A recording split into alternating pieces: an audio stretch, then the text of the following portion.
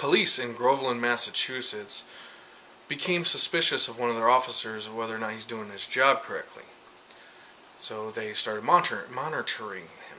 Internal Affairs put GPS and hidden cameras in his patrol car, where they discovered video of him sleeping on the job and calling out to dispatch false locations.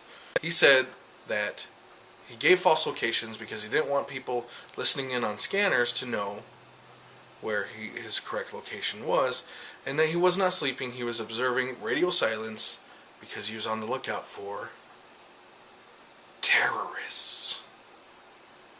They also caught him surfing the internet for hours on his shift for pictures of women wearing next to nothing. The Labor Relations Board found that his firing was justified, and he is still deciding whether or not to appeal.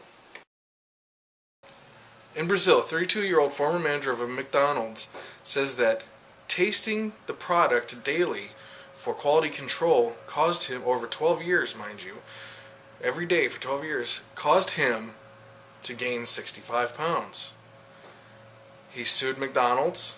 The courts agreed with him, and he was awarded $17,500 for getting fat. Man, I wish I knew that when I worked at Arby's.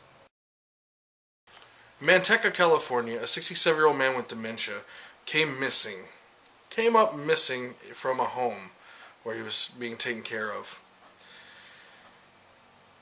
He was picked up by an employee of a Dodge dealership, where they picked him up in his pajamas, slippers, and in a wheelchair, took him to the dealership where the man with dementia bought a brand new truck.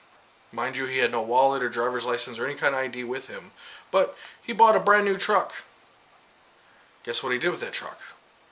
After they loaded up his wheelchair in the back of the truck and gave him the keys, he hopped in and then drove 50 miles from home and led police on a high-speed chase with speeds reaching over 100 miles an hour. The chase ended, the police arrested him, where they noticed he was disoriented and confused. So they took him to a hospital. Guess what happens at the hospital? He dies of heart failure.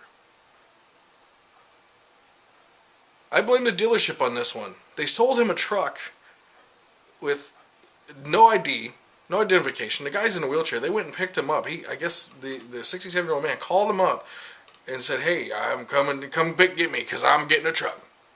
I want a truck." He has dementia. Apparently the dealership knew of him because they had bought 15 cars previously with the dealership. They knew that he had dementia because they had to return 2 of their cars for money to pay his bills. What were they thinking? They sold a man with dementia and in a wheelchair, PJs and slippers, a truck, brand new pickup truck. Here you go. It's all about the money, ain't it, dealership?